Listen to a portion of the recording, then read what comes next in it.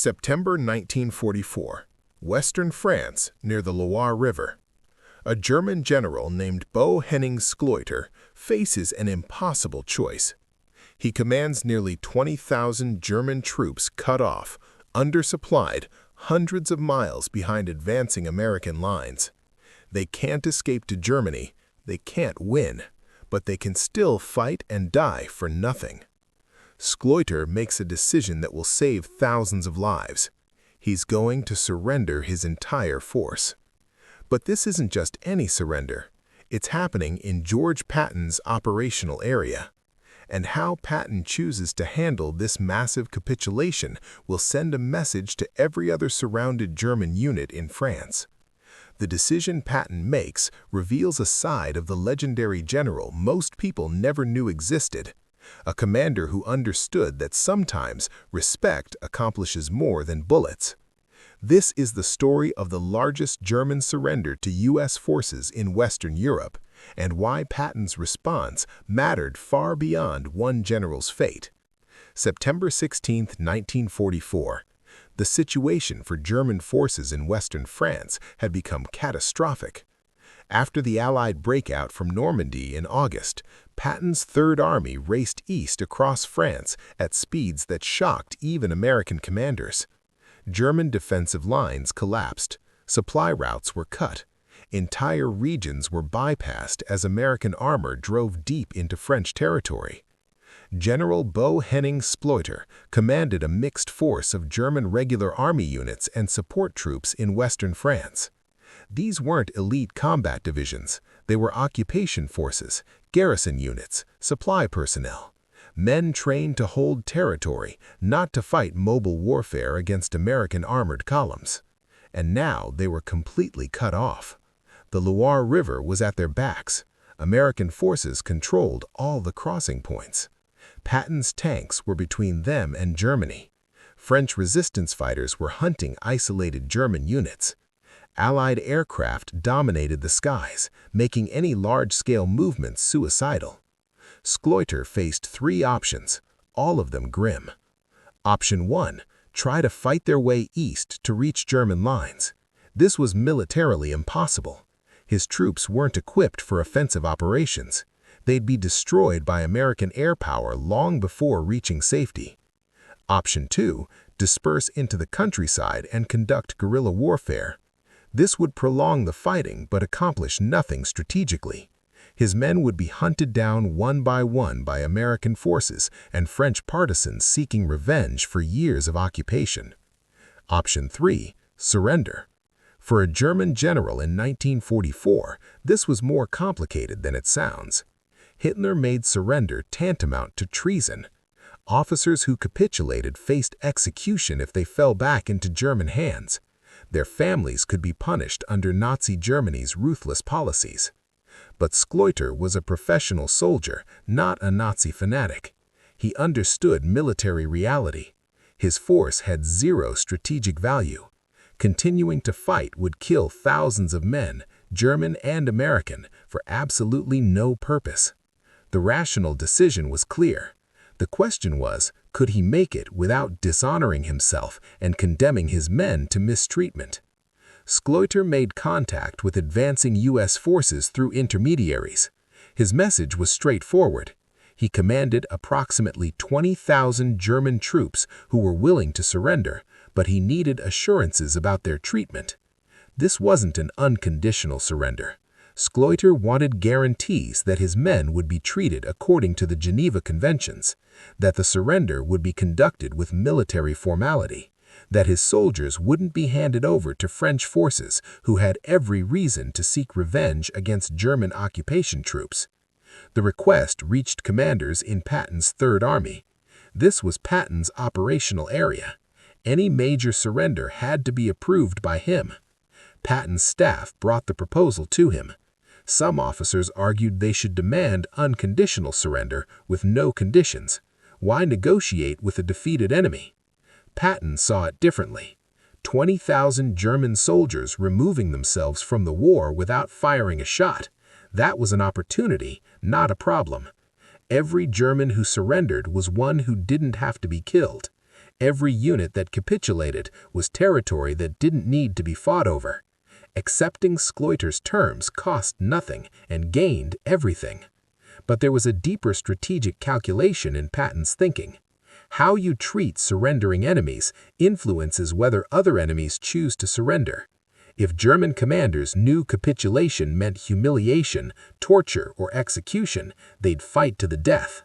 If they knew surrender meant proper treatment according to military law, they'd choose survival when the situation became hopeless. Patton approved the surrender.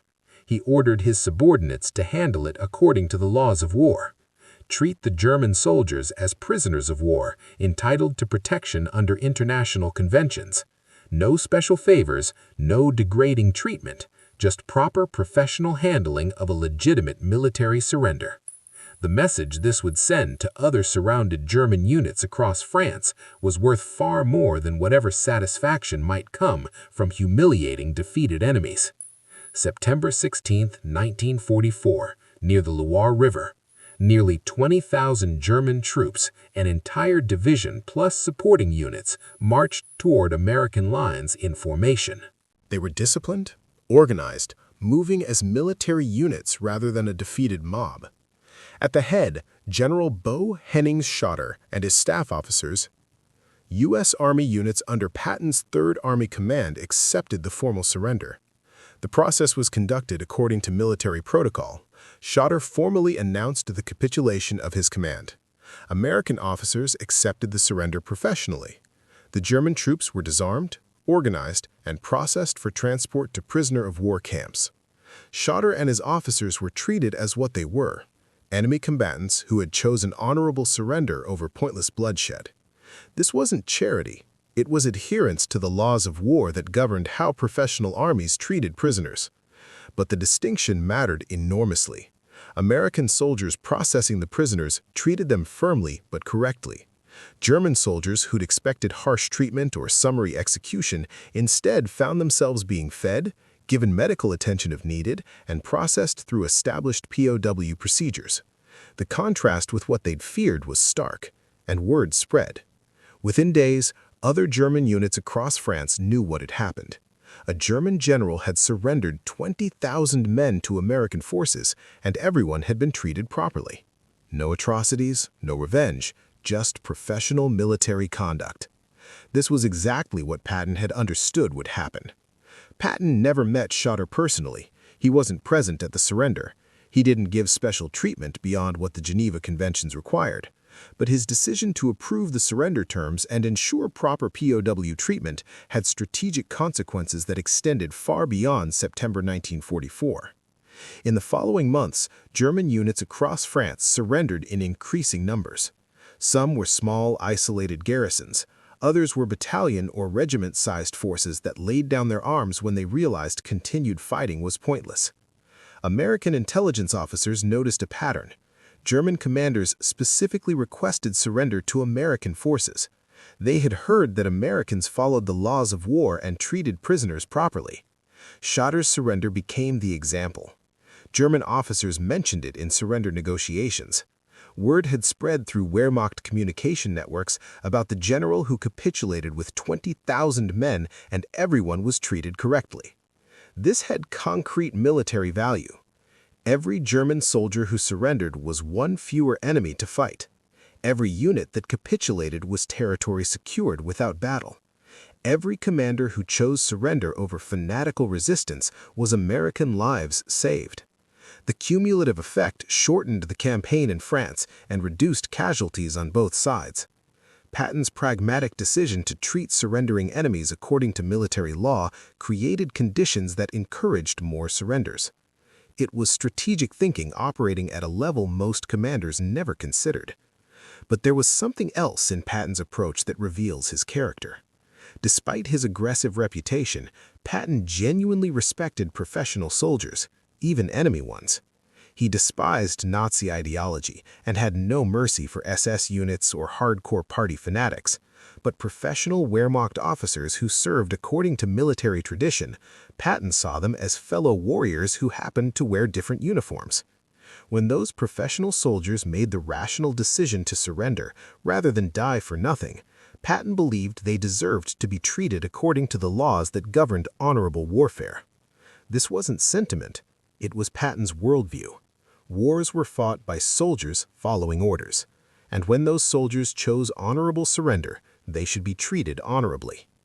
After surrendering, General Schotter and his troops were processed through normal prisoner of war channels. Schotter spent the remainder of the war in American POW camps. By all accounts, he was cooperative and conducted himself as a professional officer who'd made a difficult but necessary decision. He was treated as enemy officers were supposed to be treated under international law, detained but not abused, separated from enlisted men but provided appropriate conditions. After the war ended, Schotter faced a different kind of trial. The German government put him on trial for surrendering his command. Under Nazi military law, capitulation without fighting to the last man was considered desertion or treason. But the post-war German court recognized reality. Schotter's situation in September 1944 had been hopeless. Continuing to fight would have accomplished nothing except needless deaths. His decision to surrender had been the only rational choice. Schotter was pardoned. He lived quietly in post-war Germany, avoiding publicity. When asked about his decision, he maintained it had been correct given the military circumstances, and he always acknowledged one thing, that American forces had treated him and his men according to the laws of war made the surrender possible. If he believed capitulation meant execution or torture, he might have felt compelled to fight on, not because he expected victory, but because military honor would have demanded it. The professional treatment he received from Patton's forces gave him the ability to make the right decision. Schweiter's surrender was one of the largest German capitulations to U.S. forces in World War II, nearly 20,000 soldiers removed from combat in a single action without a shot fired. The strategic value was enormous, but the broader significance lies in what it reveals about military leadership and strategic thinking. Patton is remembered for aggressive tactics, bold attacks, and relentless pursuit of the enemy. All true, but the Schweiter's surrender shows another dimension of his command philosophy. He understood that how you treat defeated enemies shapes the behavior of enemies not yet defeated. Respect the laws of war, treat prisoners properly, and rational enemy commanders will choose surrender when their situation becomes hopeless. Abuse or execute prisoners, and even defeated enemies will fight to the death because they have nothing to lose. This isn't weakness, it's strategic sophistication. Modern military doctrine has codified this insight. POW treatment, Geneva Conventions, laws of armed conflict. These aren't just humanitarian concerns, they're strategic tools that encourage enemy surrender and reduce the cost of victory. Patton understood this in 1944, 70 years before it became standard counterinsurgency doctrine. The decision to approve Schweiter's surrender and ensure proper treatment wasn't mercy. It was calculated strategy that happened to align with treating people according to established military law, and it worked. German surrenders increased across France as word spread that American forces followed the rules. The story of Botho Henning Schweiter's surrender teaches something that transcends World War II. In any conflict, the goal isn't just winning battles, it's ending the war with minimum cost in lives and resources. Sometimes it means destroying the enemy in combat, but sometimes it means giving them a rational alternative to fighting to the death. Schweiter faced annihilation if he fought, and honorable captivity if he surrendered.